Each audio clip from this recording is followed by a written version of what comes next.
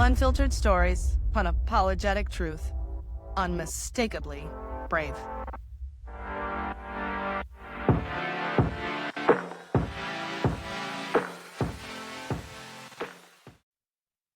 Hello and welcome to the BraveAF podcast. My name is Jessica and I'm your host. I'm excited, I'm honored, I'm humbled that you are here yet again today. Y'all, we gotta be honest with you. Last week was a little bit of a shit show. Y'all, I was met with a lot of challenges and, just these odd things. And it was a reminder for me that, despite my incessant need to control as much as I can of my life, right? In different scenarios and circumstances, that I am indeed not in control of other people who make stupid decisions. I can't control the weather. Okay. So this winter storm completely wreaked havoc on most of the country, but especially here in North Carolina, where we don't have the resources or the equipment or the experience with, winter weather. Like it's almost comical to me, to be honest, because I'm from Michigan. So I don't really stress out about snow.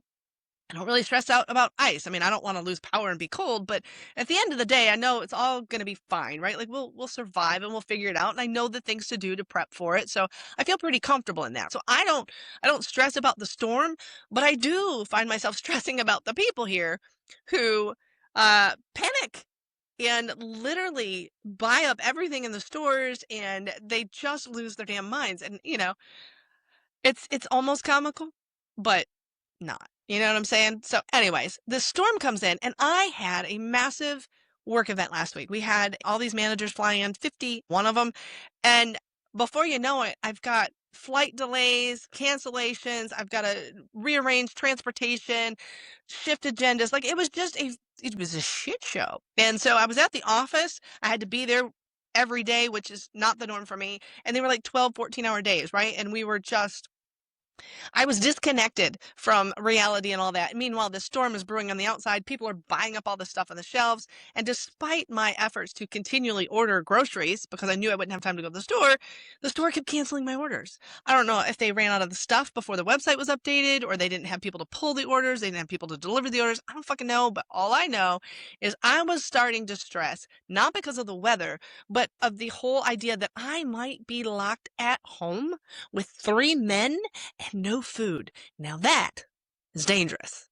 I know better. So I was starting to get a little worried, right? So I had all of these things that I cannot control, like the weather and delivery services and flight delays and all the nonsense that comes with that and big events, right? So if that wasn't enough, my body decided that, you know what, this is probably the perfect time to try to pass that third kidney stone you got, y'all. So here I am in the middle of this event with all these folks and running around, navigating all the moving parts of what goes into a large sales event, right? Doing all these things. And I'm freaking out about not having any food at home and coordinating all the folks swinging by to take care of my dog while I'm gone for 14 hours. I mean, just all these things going on. And oh shit, I feel that pain. And if you've ever had one, you know exactly what I'm referring to. It's a sensation you do not forget, okay? And so this hit me literally into the second day of our event. And I was like, what am I going to do now? I can't leave. I mean, I could leave, but I'm not going to leave because I got a lot of shit that needs to be done right. And I don't really have a person to delegate that to. And I am not about to let this event fall apart and have my name attached to it because that's just not how I roll. I have a high tolerance of pain, so I knew that I could push through it, but I also knew that there would be a tipping point where that pain would become less possible for me to hide, and I wasn't sure when that moment was going to hit, and I also knew that I didn't have any good meds to help me through it, right? Because I wasn't expecting this. So anyways, I'm in this meeting and I'm working on all these things, and let me just give you a little story, all right? 2020, I had my first kidney stone. How many of you have had a kidney stone? Raise your hand. I know I can't see you. Let's talk about this. Kidney stones are a bitch, okay? They're brutal. You want to talk about being brave as fuck? push your way through a kidney stone, okay? Try doing it with no meds, okay?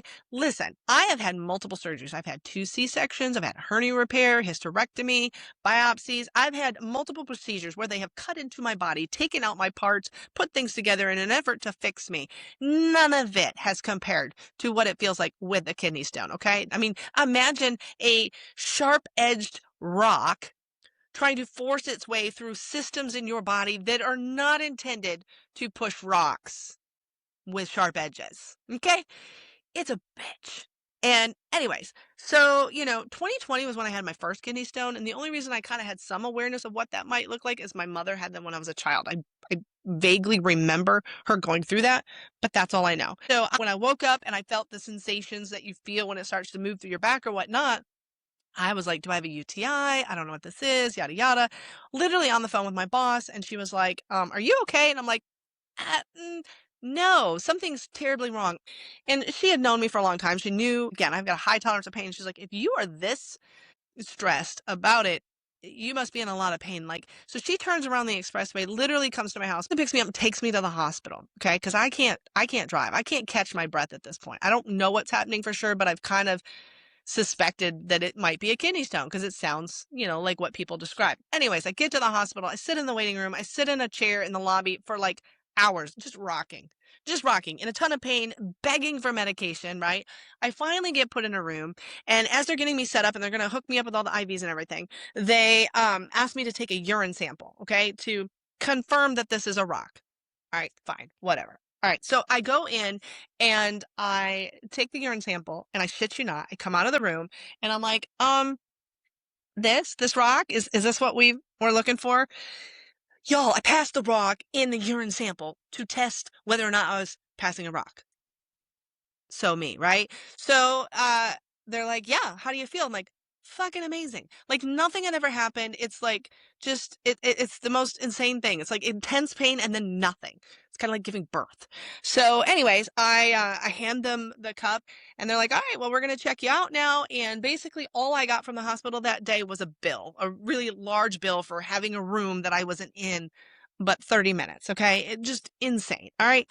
So flash forward to last year. Last year, I wake up one morning, also in January. I don't know why I have these in the winter, why I have them in January, but apparently it's a thing. I wake up and I feel the sensation. I know what's coming, right? Again, if you've been through it, you don't forget this pain, okay? So I have the sensation and I'm like, shit. And I tell my boyfriend, I'm like, hey, you know what? Like, heads up, I might be passing a kidney stone today, but all good. I know what to expect now. I'm going to push through this. We'll be fine. Do you want me to stay home? Do you want me to take you anywhere? Nah, I'm good. Famous last words. All right. So about an hour and a half, when he's an hour away, all of a sudden I can't feel my arms, y'all. Like I literally lose function of my limbs. Both of my arms are not moving. They're just frozen. My hands are like claws. I can't believe I just made that face online, but like I couldn't move. And admittedly, I was a little bit freaked out because that's not what happened last time. And I wasn't really sure why it was happening this time. I didn't know what was going on. I was home alone with my youngest son who didn't have a driver's license. I'm like, fuck me. Like, what are we going to do? Right. So for the first time in my life, called an ambulance. And actually, I had him call it because I couldn't dial, y'all. Ambulance comes in. Funny story. And they get inside and they're like, we thought we were coming for a kidney stone. And I was like, yeah. And then I realized I was in this massive like head bandage. I looked like I had just been in a car accident or beat the shit out of. No, what had happened, and I had to explain to them was, oh, this is from the biopsy. It's from the health drama I had yesterday where they literally took a hole out of my head. Y'all, like, you can kind of see the scar. Kind of. It's hard to spread it. It's in there. PSA, wear your sunscreen, okay? I wear sunscreen. I don't wear it in my hair, and they found a spot. It was precancerous. They had to pull it out. They dug around it. Anyway, giant hole, probably maybe not that big, that big. Anyways, hole in my head and stitched it up the day before, sending me home, telling me to take it easy, don't do anything to increase your blood pressure, yada, yada. Remember that. So moving on, the guys are like, oh, okay. So they load me into the ambulance. They give me some light type pain meds. And I get to the hospital and I am put in a chair. After checking in and sitting there waiting and waiting and waiting, I get put in a chair down a fucking hallway. And I just sat there. They had like these little cubicle particles in between each chair, so there was like privacy, which was ridiculous because I could hear everything anyone was saying, right? I knew what that person was in the room for, or that person was in the hall for. Like, you could hear everything about their personal details, but I digress. So I'm sitting there in this chair and I proceeded to sit in that chair for like 5 hours, y'all, with nothing. I'm in excruciating pain. I'm rocking, it seems to be the only thing that seems to help. It's almost like you're helping the rock move along. No pun intended. Rocking back in my, anyway. So, I'm doing that. I'm sitting there and I'm just waiting and I'm waiting. And finally a doctor comes in like, all right, well, we're going to do like a CT scan to confirm that you have a kidney stone. I'm like, okay, so we're skipping the urine sample. Whatever. Anyways, so we do the CT scan. We go back there. I come out. I get put back in the chair. Y'all, I'm not put in a room. I have been there 7 hours at this point. I'm sitting in a chair and the doctor comes back like 45 minutes later to tell me the results. And she's like, oh, you were right. You were passing a kidney stone. No shit, Sherlock. So they charged me, however much for that damn thing to confirm what I already knew. And I was like, okay. And she's like, but good news is you've already done the hard work. You've passed most of it. It's right entering into your bladder. It should pass in the next couple of days. You're free to go. We'll send you a script for some pain meds to just pass it at home. Why the fuck am I here? Why did my arms go numb? And it was the increase in blood pressure, by the way, which, as a result of that, I had blown the stitches of my biopsy, but I didn't know because it was under the bandage, so I wasn't allowed to take off for a week. So by the time I took it off after a week, it was infected and open. And I'm not trying to get too detailed here, but I'm just saying I blew through my deductible in the first 3 weeks of 2025, right? Like, it was just whatever. So flash forward to this year when I have the sensation again. I know damn well what it is. And I was not going to the hospital. I was not going to urgent care so that they could send me back home, with a bill for 12 grand like they did last year. All right. So anyways, Friday, the event's over. I'm home. I'm running from store to store, gas station for my water, snacks at the dollar store, which, by the way, that's a tip, y'all. I went into the Food Lion, and that line from the cash register at the front all the way to the back of the store and around. I was like, yeah, no, there is nothing in this store that I need that bad. So I left, walked 2 doors down to the Dollar Tree where there was no line, and got plenty of snacks, the supplemental type things. So I got that and then proceeded to walk to the ABC store, priorities, made sure I got everything that I needed. I prepped at home. I had the candles, I had the batteries, I had lighters out, I had, some buckets of water in case we need to flush the toilet. Storm prep is real. Not my first rodeo. Felt pretty good shape. Unfortunately, doing all of that in extreme pain. So it dawns on me, I should probably call the doctor because I don't know what's about to happen. And if we are locked down and I don't have any pain meds, this could get ugly. So I call the urologist. Now, thankfully, if you want to look at it that way, the year prior, they saw the other stone in the image and said, this one at some point is going to come through, right? We don't know when. It could be tomorrow, a year from now, 3 years from now. You just don't know, but it's there. And here's the thing. When they measured the stone last year, that one was like a 9.2 or a 9.4. Just to give you some sort of reference, they say like 6 is about the biggest that most people can do without some sort of medical intervention, right? Busting it up or some kind of medicine, drugs, whatever. This one, they were estimating at 6. So in my mind, I was going, okay, it's smaller than the last one that I passed sitting in a hallway. Surely I can manage this one at home, okay? And again, save myself a few $1,000s. And so I called the doctor and I was like, hey, you know that other stone we saw in the imaging? It's here. And we're about to be on lockdown because of the storm. Can you send me a script for some meds? So he did. He sent me a script, not for the strongest stuff that you want, but decent. And yeah, so I spent my weekend, instead of recording my session, actually had to cancel an interview, which I was pissed about because I was in pain and I wanted them to get the best version of me. And I also didn't want to have some weird ass video of me out there like, grimacing in pain. And again, I just made that face, didn't I? Sorry about that. Anyway, I didn't want to make a fool out of myself. Although rescheduling is never good, I didn't want to disrespect their time and not give them the best that I could, right? So anyways, I had to reschedule an interview.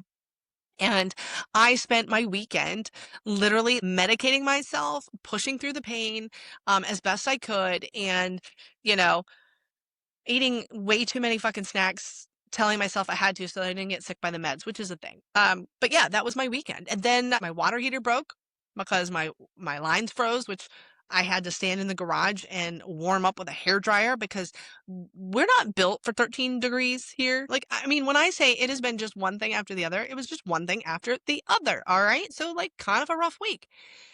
And then I go to record a session, and the computer, for whatever reason, was just not doing what it's supposed to do. I don't know why, whatever. So I go to record the session on my phone. Now, listen to this, y'all. Have you seen these? It's all the rage. All the influencers seem to have these. They're super cool. Ridiculous looking with this, but kind of fun. I don't know. Anyway, they work surprisingly well, you guys. And so you can attach these to your phone so that you have audio and you don't have to stand right next to the phone, okay? I had purchased them for the times where I may not be in the studio and I needed to record a session, or I was interviewing somebody off-site or whatever. I just had them in case. So I thought, I'm a genius. I'm going to go ahead and record the next episode on my phone because I can't figure out my computer and I don't have time to figure it out. And so I'm going to record that. And I went ahead and I recorded like a 24-minute episode, only to discover that the microphones only work really well when they are fully charged. Yeah. So I finished the episode only to discover the microphone had died, like, I don't know, 25 seconds into it, and there was no audio for the rest of it. All right. So then I attempted to record it again, and, it's been a thing. And so all that to say, sometimes shit just doesn't go the way you think it should, all right? And it doesn't go according to plan. And like I said at the beginning, you can't control everything about your circumstances and your environment all the time, right? You can't control other people. You can't control the weather. You can't necessarily control your own body and your health. Things happen. And it's important that you give yourself some grace when things don't go the way that you had planned. Like, I know nobody's sitting around waiting for my next show to drop, right? Like, I didn't negatively impact anybody by not publishing last week. I know that. But I felt this immense guilt and shame, like I had failed or I'd let somebody down. And really, I just let myself down. And even that is ridiculous because it wasn't my fault. You know what I'm saying? Like, but yet we do this to ourselves. How many times have you ever just carried this guilt? You didn't meet a mark that you had planned, or you didn't meet an expectation that you had set for yourself. It sucks, doesn't it?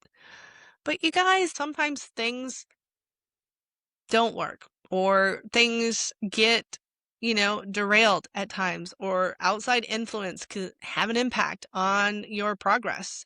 And ultimately, the only thing we can control is us. How we react, what we do, what we say, how we think about it, our attitudes, what we do on the other side of it to get back on track, to reset, refocus, and the lessons we learn from it.